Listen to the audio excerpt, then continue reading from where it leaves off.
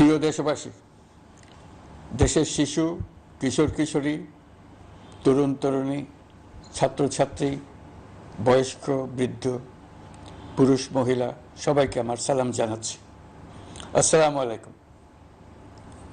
বক্তব্যের শুরুতে আমি গভীর শ্রদ্ধা জানাচ্ছি জুলাই আগস্ট মাসে ফ্যাসিবাদের বিরুদ্ধে ছাত্র শ্রমিক জনতার অভ্যুত্থানে নিহত সকল শহীদের প্রতি। আমি আরও স্মরণ করছি তাদের যারা ফ্যাসিবাদী শক্তির প্রাণঘাতী অস্ত্রের সামনে হিমালয়ের মতো দাঁড়িয়ে অন্যায়ের প্রতিবাদ করে মৃত্যুকে আলিঙ্গন করেছে, আহত হয়েছে, পঙ্গুত্ব বরণ করেছে, হারিয়েছে তাদের চোখের দৃষ্টি। সেই সব বীরদের স্মরণ করছি যারা মিথ্যাচার, লুটপাট, স্বৈরতন্ত্রের বিরুদ্ধে এক দফা দাবি নিয়ে দাঁড়িয়েছিল। কৃতজ্ঞতা চিত্তে স্মরণ করছি আপনাদের ভাই বোনদের, আপনাদের সন্তানদের যারা এই বিপ্লবে অংশগ্রহণ করেছিল। প্রিয় দেশবাসী, আমি আগেও জানিয়েছি, আবারও জানাচ্ছি, গণ অভ্যুত্থানে সকল শহীদের পরিবারকে পুনর্বাসন করা হবে। সকল আহত শিক্ষার্থী, শ্রমিক জনতার চিকিৎসার সম্পূর্ণ ব্যয় সরকার বহন করবে। আহতদের দীর্ঘমেয়াদী এবং ব্যয়বহুল চিকিৎসা এবং শহীদদের পরিবারের দেখাশোনার জন্য স্বাস্থ্য মন্ত্রণালয়ের নেতৃত্বে একটি পূর্ণাঙ্গ তালিকা প্রস্তুত করা হয়েছে। এখন এই নতুন তথ্য পাওয়ার ভিত্তিতে এই তালিকা হালনাগাদ করা হতে থাকবে। গণ অভ্যুত্থানের শহীদদের স্মৃতি ধরে রাখতে সরকার তার যাত্রা লগ্নে জুলাই গণহত্যা স্মৃতি ফাউন্ডেশন নামে একটি ফাউন্ডেশন প্রতিষ্ঠার উদ্যোগ নেয়। এখন সেই ফাউন্ডেশন তৈরি হয়েছে। সকল শহীদ পরিবার এবং আহতদের সর্বোত্তম চিকিৎসা সহ তাদের পরিবারের সম্পূর্ণ দায়িত্ব এই ফাউন্ডেশন গ্রহণ করছে। এই ফাউন্ডেশনে দান করার জন্য দেশের সকল মানুষ এবং বিদেশে অবস্থানরত বাংলাদেশিদের আমরা আহ্বান জানাচ্ছি। গত মাসে কুমিল্লা, নোয়াখালী, সিলেট অঞ্চলে আকস্মিক বন্যা এসব এলাকার মানুষকে হতভম্ব করে দিয়েছে। এখানে বেশিরভাগ এলাকায় কোনোদিন বন্যা হয়নি। তারা বন্যা মোকাবেলা করে অভ্যস্ত নন। দেশপ্রেমিক সশস্ত্র বাহিনী তাৎক্ষণিকভাবে বন্যা আক্রান্ত সবাইকে রক্ষার জন্য এগিয়ে আসে। সেনা, নৌ এবং বিমান বাহিনী পরস্পরের সঙ্গে সমন্বয় করে একযোগে কাজে নেমে পড়ার ফলে মানুষের দুর্ভোগ কম হয়েছে। এর পরপরই এনজিও এবং সাধারণ মানুষ দেশের সকল অঞ্চল থেকে দলে দলে এগিয়ে এসছে। আমি বিশেষ করে দেশপ্রেমিক সেনাবাহিনীকে আবারও ধন্যবাদ জানাচ্ছি। দেশের সকল দুর্যোগকালে তারা সবসময় আন্তরিকভাবে এগিয়ে এসছে। বিশেষ করে বন্যা ও শান্তি শৃঙ্খলা রক্ষার কাজে তাদের সৈনিক এবং অফিসাররা দিনের পর দিন যেভাবে দায়িত্ব পালন করেছে তার কোনো তুলনা হয় না। জনজীবনে স্বস্তি ও আত্মবিশ্বাস প্রতিষ্ঠায় তাদের ভূমিকা অনন্য। বাংলাদেশ সশস্ত্র বাহিনীর সকল সদস্যকে আমি ধন্যবাদ জানাই তাদের সততা, ত্যাগ ও অসীম দেশপ্রেমের জন্য। দেশের স্বাধীনতা সংগ্রাম থেকে শুরু করে বন্যা, খরা, ঝড়, বৃষ্টি, ঘূর্ণিঝড়, সকল প্রাকৃতিক দুর্যোগে আপনারা সকলের শেষ ভরসার স্থান। দেশের প্রতিটি ক্রান্তি লগ্নে আপনারা দেশের মানুষের পাশে থেকেছেন। দেশের স্বাধীনতার পক্ষে, সার্বভৌমত্বের পক্ষে অবস্থান নিয়েছেন। দেশ গঠনে আপনারা সবার আগে এগিয়ে এসছেন। বিগত জুলাই হতে শুরু হওয়া গণ অভ্যুত্থান, বন্যা, নিরাপত্তা প্রদান, অস্ত্র উদ্ধার সহ সকল কার্যক্রমে আপনারা সফলভাবে দিনরাত কাজ করে যাচ্ছেন।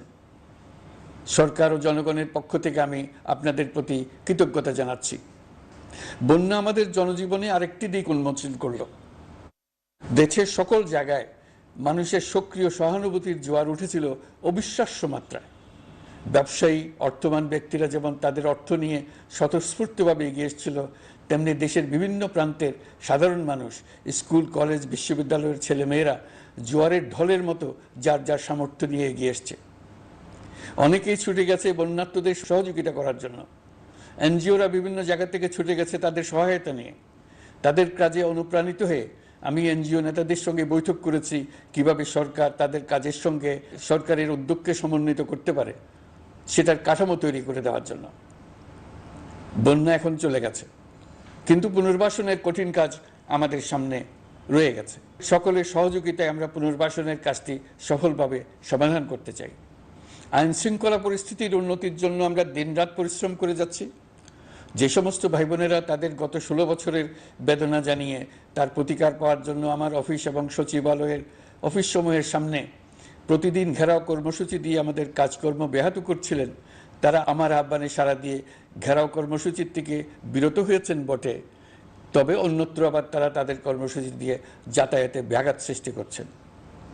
আমি কথা দিচ্ছি, আপনাদের ন্যায্য আবেদনের কথা আমরা ভুলে যাব না।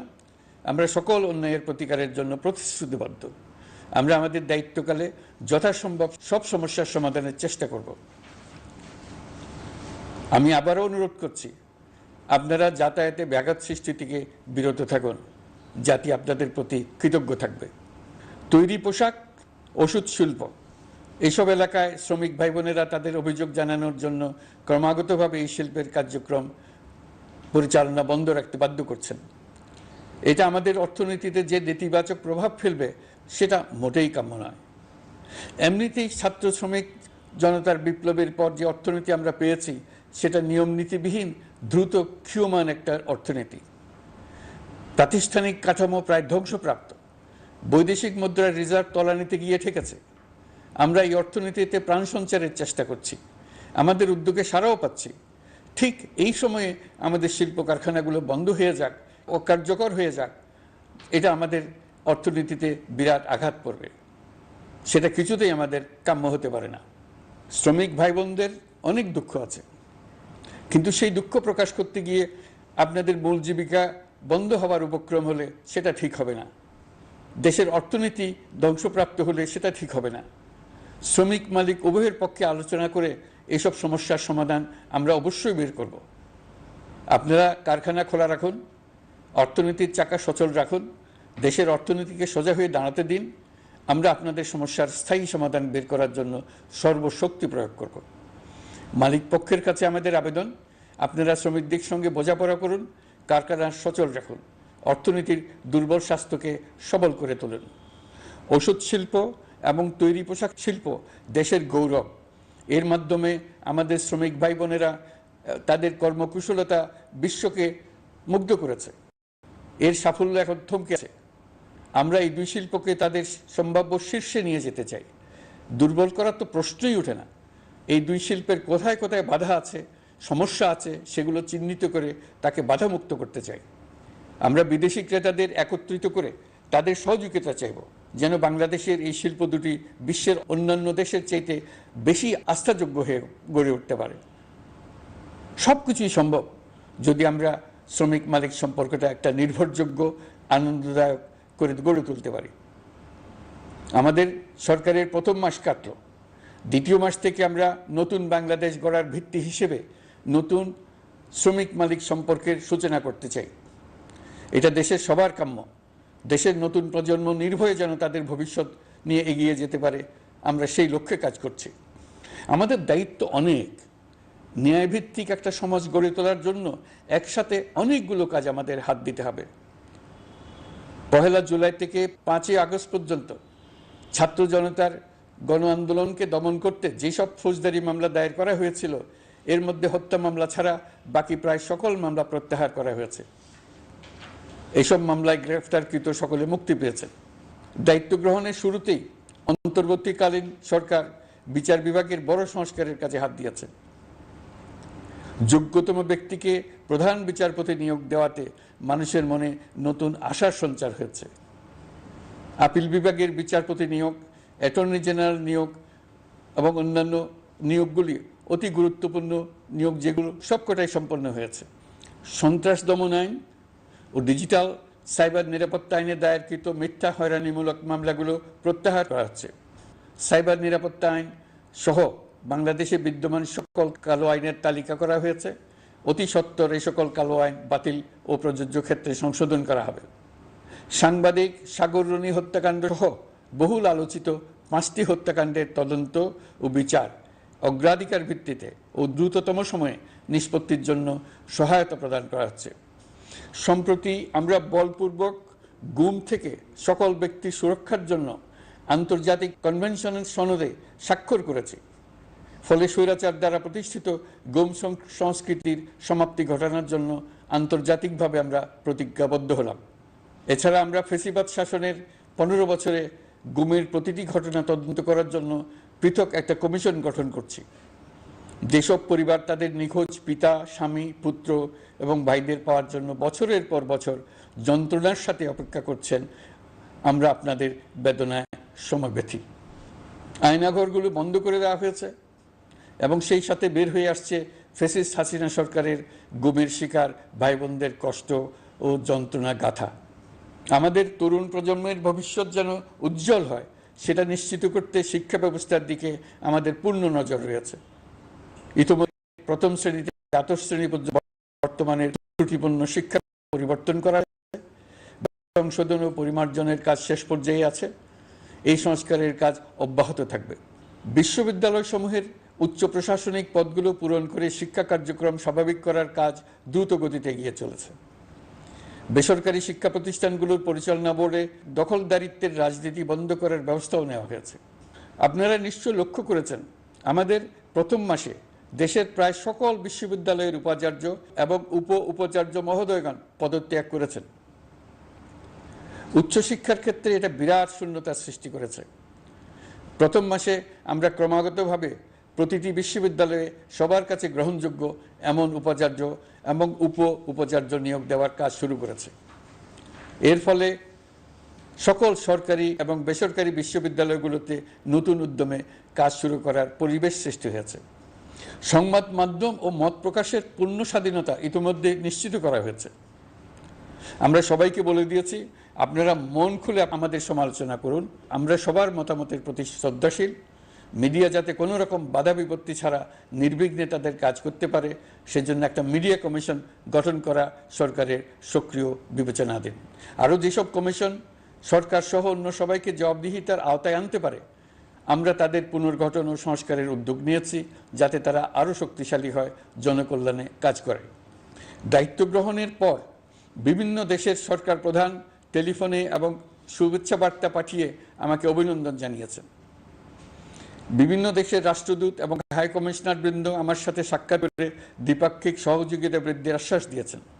আমার অনুরোধে সংযুক্ত আরব আমিরাতের 57 জন বাংলাদেশি যারা ফেসিবাদ বিরোধী বিক্ষোভে অংশগ্রহণ করা বিভিন্ন মেয়াদে কারাদণ্ডে দণ্ডিত হয়েছিলেন, তাদের সাধারণ ক্ষমা ঘোষণা করেছেন সে দেশের সরকার। ইতিমধ্যে তাদের কয়েকজন দেশে ফিরে এসেছেন। এই ক্ষমা প্রদর্শন ছিল অতি বিরল একটি ঘটনা। এই জন্য আমি সংযুক্ত আরব আমিরাতের রাষ্ট্রপতি শেখ মোহাম্মদ বিন জায়েদ আল নাহিয়ানকে ধন্যবাদ ও কৃতজ্ঞতা জানিয়েছি আপনাদের সবার পক্ষ থেকে। যে সমস্ত সরকার প্রধানের সঙ্গে আমার টেলিফোনে যোগাযোগ হয়েছে, তাদের মধ্যে রয়েছেন ভারতের প্রধানমন্ত্রী নরেন্দ্র মোদী, পাকিস্তানের প্রধানমন্ত্রী শাহবাজ শরীফ। আমরা ভারত এবং অন্যান্য প্রতিবেশী রাষ্ট্রসমূহের সঙ্গে সুসম্পর্ক চাই, তবে সেই সম্পর্ক হতে হবে ন্যায্যতা এবং সমতার ভিত্তিতে। ভারতের সাথে আমরা ইতিমধ্যে বন্যা মোকাবেলায় উচ্চ দ্বিপাক্ষিক সহযোগিতা শুরু করি। দক্ষিণ এশিয়ায় আঞ্চলিক সহযোগিতা বৃদ্ধির লক্ষ্যে আমি সার্ক রাষ্ট্রগোষ্ঠী পুনর্জীবিত করার উদ্যোগ নিয়েছি। আমরা চাই আমাদের দেশ যেন একটি গণতান্ত্রিক দেশ হিসেবে বিশ্বের কাছে সম্মানের সাথে পরিচিত হয়। দেশের পরিকল্পনা যেন দেশের মানুষ কেন্দ্রিক হয়, কোনো নেতা বা দল কেন্দ্রিক না হয়। আমরা স্বৈরাচারী হাসিনা সরকারের অহেতুক কোটি কোটি টাকা ব্যয়ের প্রকল্প বাস্তবায়িত হতে দেখেছি, যেগুলো কখনোই দেশের মানুষের জন্য ছিল না, বরং এর সাথে জড়িত ছিল কুৎসিত আমিত্ব এবং বিশাল আকারের চুরি। চলমান এবং প্রস্তাবিত সকল উন্নয়ন প্রকল্পগুলোর যাচাই বাছাই করার কাজ ইতিমধ্যে আমরা শুরু করেছি। প্রকল্প বাস্তবায়নের পর্যায় বিবেচনা করে বাকি কাজে ব্যয়ের সাশ্রয় এমনকি প্রয়োজন মতে তা বাতিল করার কথা বিবেচনা করা হবে। দেশের মানুষকে আর ফাঁকি দেওয়া চলবে না। কর্মসংস্থান তৈরি করবে এমন প্রকল্পগুলোকে আমরা অগ্রাধিকার দেব।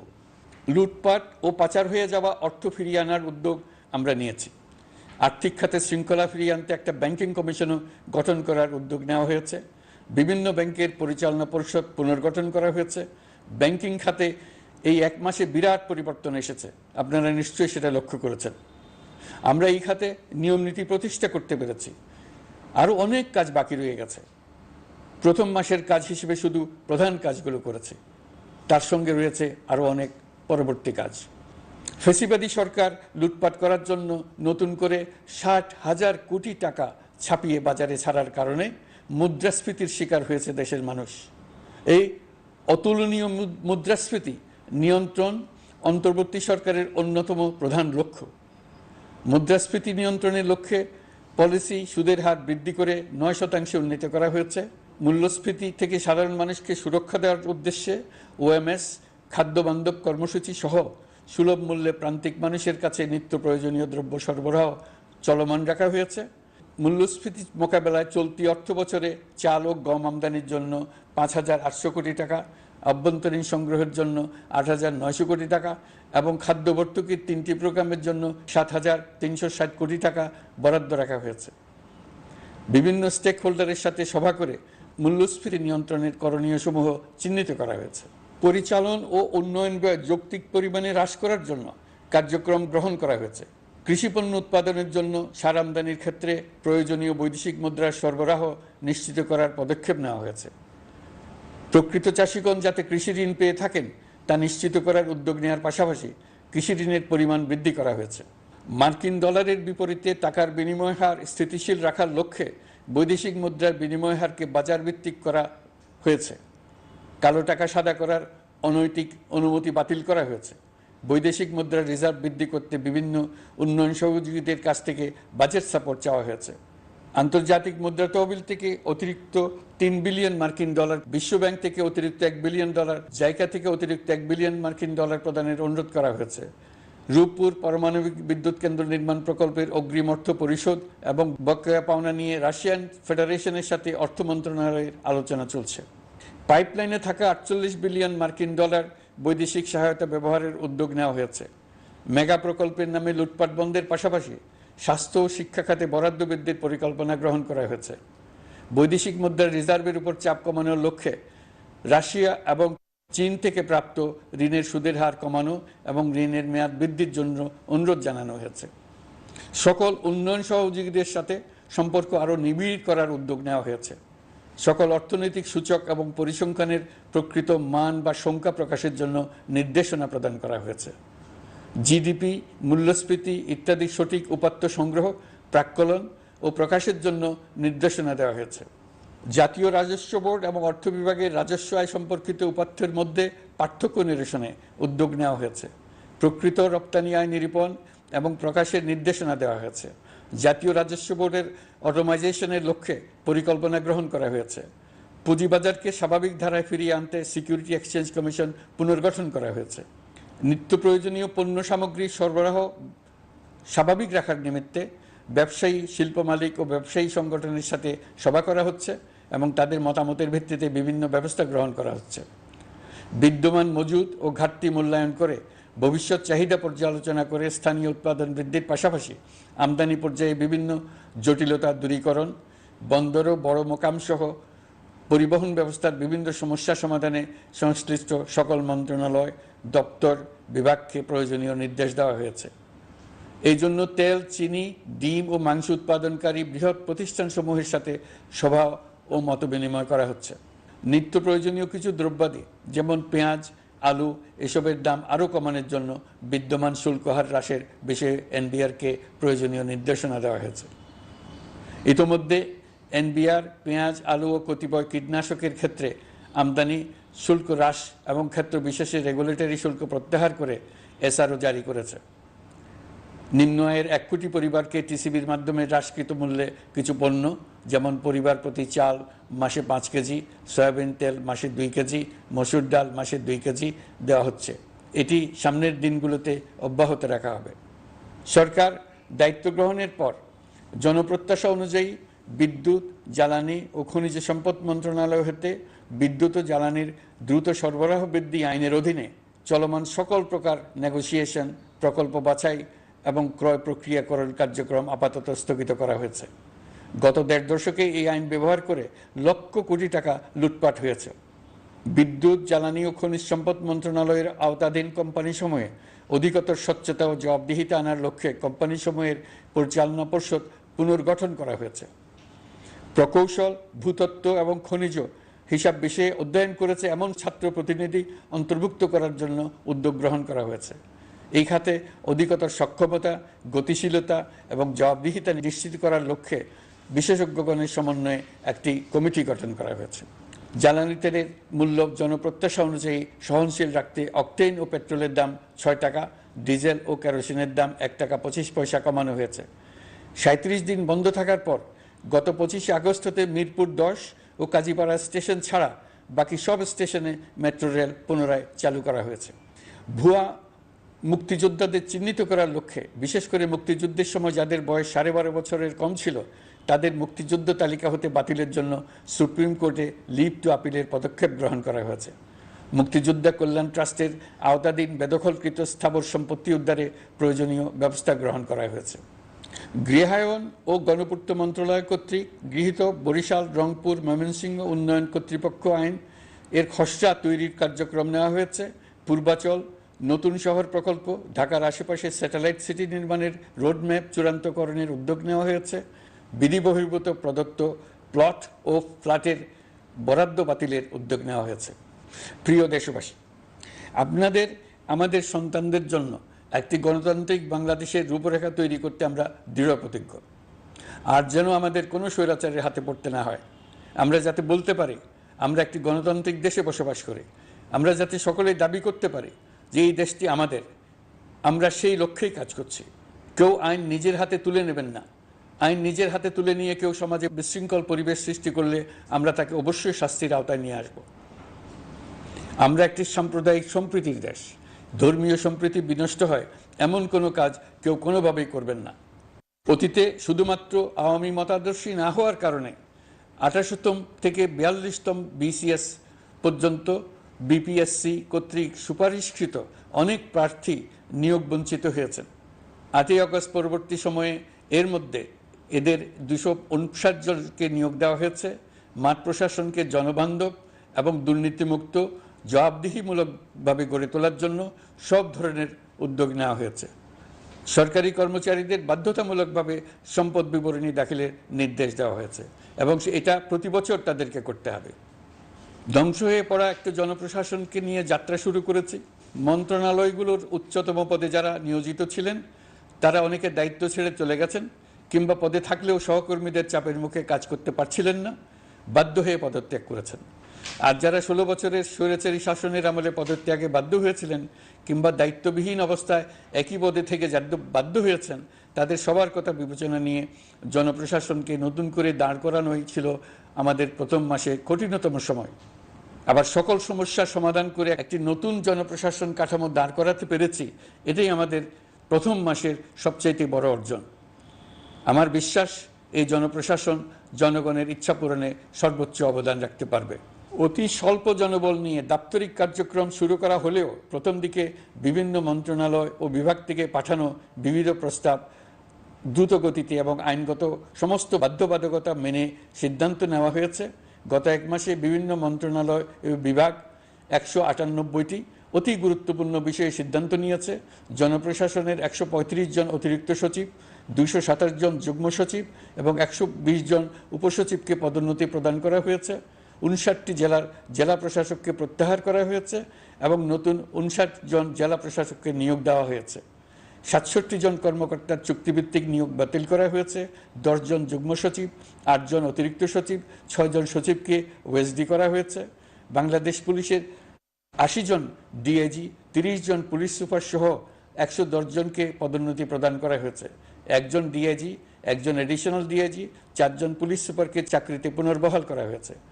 আইজিপি সহ ১০ জন অতিরিক্ত আইজি, ৮৮ জন ডিআইজি, ২১ জন এডিশনাল ডিআইজি, ১৭৭ জন পুলিশ সুপার সহ মোট ২৯৭ জন কর্মকর্তাকে বদলি করা হয়েছে।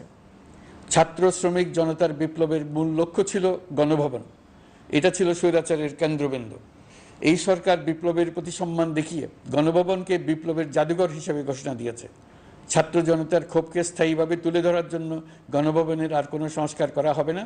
ছাত্র জনতার ক্ষোভের মুখে তা যে অবস্থায় দাঁড়িয়েছিল সেই অবস্থায় তাকে রাখা হবে। যেসব মূল্যবান সামগ্রী জনতা নিয়ে গিয়েছিল সেগুলো অনেক ফেরত দিয়ে গেছেন।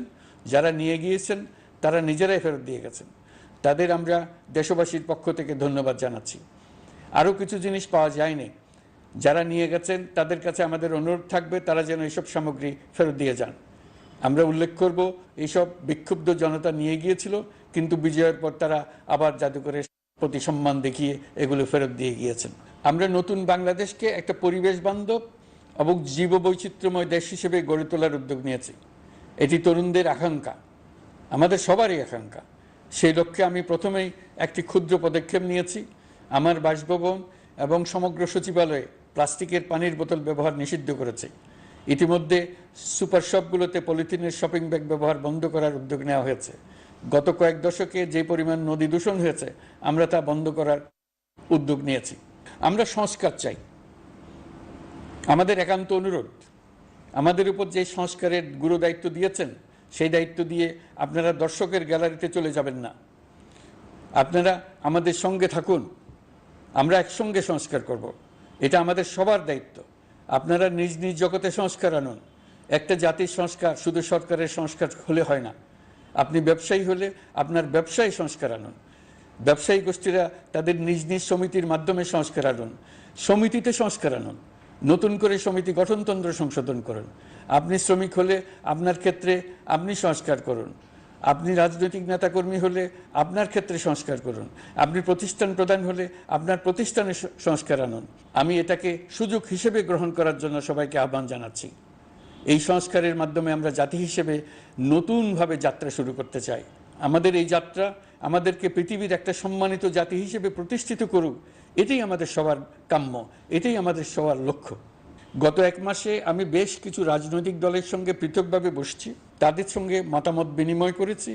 তারা আমাদের উৎসাহিত করেছেন, ছাত্র শ্রমিক জনতার বিপ্লবের লক্ষ্যের প্রতি সমর্থন জানিয়েছেন, সংস্কারের কাজে পূর্ণ সহযোগিতার দেওয়ার আশ্বাস দিয়েছেন।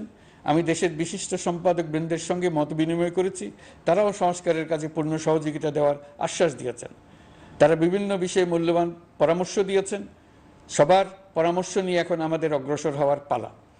আমি বিশিষ্ট ব্যবসায়ীদের সঙ্গে বৈঠক করেছি, তাদের কাছে আমাদের সরকারের লক্ষ্যগুলো ব্যাখ্যা করেছি, তারাও আমাদের লক্ষ্যের সঙ্গে একমত প্রকাশ করেছেন। আপনারা জানেন, ছাত্র শ্রমিক জনতার ঐতিহাসিক জুলাই গণ অভ্যুত্থানের মুখে এবং হাজারো মানুষের আত্মদানের বিনিময়ে বাংলাদেশে ফ্যাসিস্ট সরকারের পতন হয়েছে। এই গণ অভ্যুত্থানের বার্তা ও আকাঙ্ক্ষা বাস্তবায়নের জন্য একটি অভূতপূর্ব সময় ও সুযোগ আমরা এর মধ্য দিয়ে অর্জন করেছি। এর বাস্তবায়ন তথা বাংলাদেশের ফ্যাসিজম বা স্বৈরতান্ত্রিক শাসন পুনরাবৃত্তির আশঙ্কা রোধ এবং জনমালিকানা ভিত্তিক কল্যাণমুখী জনস্বার্থে নিবেদিত একটি রাষ্ট্র ব্যবস্থা প্রবর্তনের লক্ষ্যে কিছু জাতীয় ভিত্তিক সংস্কার সম্পন্ন করা জরুরি হয়ে পড়েছে। উক্ত সংস্কার ভাবনার অন্যতম কেন্দ্রবিন্দু হচ্ছে সুষ্ঠু নির্বাচন ব্যবস্থা, সুশাসন প্রতিষ্ঠা করা। আমরা যেহেতু জনগণের ভোটাধিকার ও জনগণের মালিকানায় বিশ্বাস করি, সেহেতু নির্বাচন ব্যবস্থার উন্নয়নে আমাদের সংস্কার ভাবনায় গুরুত্ব পেয়েছে অধিক। আমরা মনে করি নির্বাচনের নামে সংখ্যাগরিষ্ঠতার একাধিপত্য ও দুঃশাসন মানুষের উপর চাপিয়ে দেওয়া বা এর মাধ্যমে এক ব্যক্তি বা এক পরিবার বা কোনো গোষ্ঠীর কাছে সকল ক্ষমতা কুক্ষিগত করে রাখার কোনো ক্রমেই গ্রহণযোগ্য নয়। এসব আশঙ্কা রোধ করার জন্য নির্বাচনের সাথে সম্পর্কিত নির্বাচন কমিশন সহ অন্যান্য প্রতিষ্ঠানগুলোর সংস্কারের কথা আমরা ভাবছি। নির্বাচন ব্যবস্থার সাথে সম্পর্কিত প্রতিষ্ঠান হিসেবে পুলিশ প্রশাসন, জনপ্রশাসন, বিচার প্রশাসন, দুর্নীতি দমন কমিশন এই 4টি প্রতিষ্ঠানের সংস্কার করা সুষ্ঠু ও অবাধ নির্বাচনের জন্য অপরিহার্য। এসব প্রতিষ্ঠানের সংস্কার জনমালিকানা ভিত্তিক, জবাবদিহিমূলক এবং কল্যাণমূলক রাষ্ট্র ব্যবস্থা প্রতিষ্ঠায় অবদান রাখবে বলে আমি বিশ্বাস করি। এর পাশাপাশি সমাজের সকল স্তরের মানুষের প্রতিনিধিত্ব ও স্বার্থনিষ্ঠ প্রতিফলিত করার জন্য সাংবিধানিক সংস্কারের প্রয়োজন আমরা অনুভব করছি। এসব বিষয়ে সংস্কার করার প্রাথমিক পদক্ষেপ হিসেবে আমরা প্রাথমিকভাবে 6টি কমিশন গঠন করার সিদ্ধান্ত নিয়েছি। এসব কমিশনের কাজ পরিচালনার জন্য বিষয়ভিত্তিক অভিজ্ঞতা বিবেচনা করে 6 জন বিশিষ্ট নাগরিকের নেতৃত্বে এই কমিশনগুলো পরিচালনা করার দায়িত্ব দিয়েছি। এরপর আরও বিভিন্ন বিষয়ে কমিশন গঠন করার প্রক্রিয়া আমরা অব্যাহত রাখব। নির্বাচন ব্যবস্থা সংস্কার কমিশনের প্রধান হিসেবে দায়িত্ব পালন করবেন ডক্টর বদিউল আলম মজুমদার। পুলিশ প্রশাসন সংস্কার কমিশনের প্রধান হিসেবে কাজ করবেন জনাব সরফরাজ চৌধুরী। বিচার বিভাগ সংস্কার কমিশনের প্রধান হিসেবে দায়িত্ব পালন করবেন বিচারপতি শাহ আবু নাঈম মমিনুর রহমান। দুর্নীতি দমন সংস্কার কমিশনের প্রধান হিসেবে দায়িত্ব পালন করবেন ডক্টর ইফতেখারুজ্জামান। জনপ্রশাসন সংস্কার কমিশনের প্রধান হিসেবে দায়িত্ব পালন করবেন জনাব আব্দুল মুহিত চৌধুরী। সংবিধান সংস্কার কমিশনের প্রধান হিসেবে দায়িত্ব পালন করবেন ডক্টর শাহদিন মালিক। এসব কমিশনের অন্য সদস্যদের নাম কমিশন প্রধানদের সাথে আলোচনা করে ঠিক করা হবে। কমিশনগুলোর আলোচনা ও পরামর্শ সভায় উপদেষ্টা পরিষদের সদস্য, ছাত্র, শ্রমিক জনতা আন্দোলনের প্রতিনিধি, নাগরিক সমাজ ও রাজনৈতিক দলের প্রতিনিধিরা উপস্থিত থাকবেন। পূর্ণাঙ্গভাবে গঠিত হওয়ার পর কমিশন আনুষ্ঠানিকভাবে তাদের কাজ আগামী 1 অক্টোবর থেকে শুরু করতে পারবে বলে আমি আশা করছি, এবং এটি পরবর্তী 3 মাসের মধ্যে সম্পন্ন হবে বলে আমরা ধারণা করছি। কমিশনের রিপোর্টের ভিত্তিতে সরকার পরবর্তী পর্যায়ে প্রধান রাজনৈতিক দলগুলোর সাথে পরামর্শ সভার আয়োজন করবে। চূড়ান্ত পর্যায়ে ছাত্র সমাজ, নাগরিক সমাজ, রাজনৈতিক দলের প্রতিনিধি, সরকারের প্রতিনিধি নিয়ে ব্যাপক ভিত্তিক 3 থেকে 7 দিন ব্যাপী একটি পরামর্শ সভার ভিত্তিতে সংস্কার ভাবনার রূপরেখা চূড়ান্ত করা হবে। এতে এই রূপরেখা কিভাবে বাস্তবায়ন হবে তার একটি ধারণাও দেওয়া হবে। এই আয়োজন জুলাই গণ অভ্যুত্থানের বার্তা বাস্তবায়ন ও রাষ্ট্র পুনর্নির্মাণ তাগিদের ঐক্যবন্ধনে গোটা জাতিকে শক্তিশালী ও আশাবাদী করে তুলবে বলে আমাদের বিশ্বাস। প্রিয় দেশবাসী, আমাদের সামনে অনেক কাজ। সবাই মিলে একই লক্ষ্যে আমরা অগ্রসর হতে চাই। আমাদের মধ্যে, বিশেষ করে আমাদের নতুন প্রজন্মের মধ্যে যে সুপ্ত প্রতিভা লুকিয়ে আছে, সেটা যেন বিনা বাধায় রাষ্ট্রের এবং সমাজের সহযোগিতায় প্রকাশ করতে পারি, সেই সুযোগের কাঠামো তৈরি করতে চাই। সকলে মিলে আমাদের পরিবারের প্রতিটি সদস্যকে, সে ঝাড়ুদার হোক, ছাত্র হোক, শিক্ষক হোক, যে কোনো ধর্মের হোক, সবার সমান অধিকার নিশ্চিত করতে চাই। এই হলো আমাদের সংস্কারের মূল লক্ষ্য। আসুন ছাত্র শ্রমিক জনতার এই বিপ্লবের লক্ষ্যকে আমরা দ্রুত বাস্তবায়ন করি। আমাদের প্রথম মাসে আমরা যেই গতিতে, যে উদ্যম নিয়ে কাজ এগিয়ে নিয়ে যাওয়ার কথা চিন্তা করেছিলাম, সেটা হয়তো করতে পারিনি বাস্তব অবস্থার পরিপ্রেক্ষিতে। দেশের আইনশৃঙ্খলা পরিস্থিতি স্বাভাবিক রাখা গেলে আশা করি আমরা আমাদের গতি অনেক বাড়াতে পারব। এই জন্য দেশের সকল মানুষের কাছে, শিক্ষক, ছাত্রছাত্রী, কৃষক, শ্রমিক, পেশাজীবী, বড় ব্যবসায়ী, ক্ষুদ্র ব্যবসায়ী, দিনমজুর, গৃহিণী, সকলের সহযোগিতা চেয়েছি। আমাদের কাজ বড় কঠিন, কিন্তু জাতি হিসেবে এবার ব্যর্থ হওয়ার কোনো অবকাশ আমাদের নেই। আমাদেরকে সফল হতেই হবে। এই সাফল্য আপনাদের কারণেই আসবে, আপনার সহযোগিতার কারণেই আসবে। আমাদের কাজ হবে আপনার আমার স্বপ্নকে বাস্তবে রূপায়িত করা। এখন আমরা আমাদের 2য় মাস শুরু করছি। আমাদের 2য় মাসে যেন আপনাদের মনে দৃঢ় আস্থা সৃষ্টি করতে পারি, সেই চেষ্টা করে যাব। ধৈর্য ধরুন, এই কথাটি আমি মোটেই আপনাদের বলবো না। আমরা সবাই অধৈর্য হয়ে পড়েছি। এত সব কাজ কখন যে শেষ হবে এটা চিন্তা করে আমরা অধৈর্য হব, কেন হব না? কিন্তু সঠিকভাবে কাজ করব, কাজে কোনো অধৈর্যের চিহ্ন রাখবো না। প্রিয় দেশবাসী, দেশের শিশু, কিশোর কিশোরী, তরুণ তরুণী, ছাত্রছাত্রী, বয়স্ক, বৃদ্ধ, পুরুষ, মহিলা, সবাইকে আবারও আমার সালাম জানাচ্ছি। আসসালামু আলাইকুম। আপনাদের সবাইকে ধন্যবাদ জানাচ্ছি। মহান আল্লাহ